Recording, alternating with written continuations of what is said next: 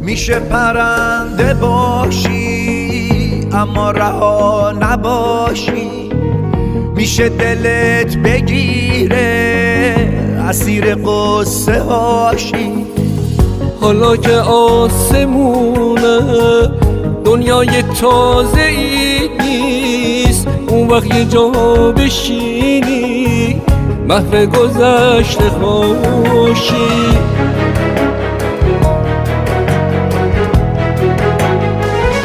ترسیده باشی از کوچ اوجو ندیده باشی، واسه یه مشت دونه اهلی آدماشی. تو سایه ها بمونی درگیر سایه هاشی، مفهوم زندگی رو از یاد برده باش.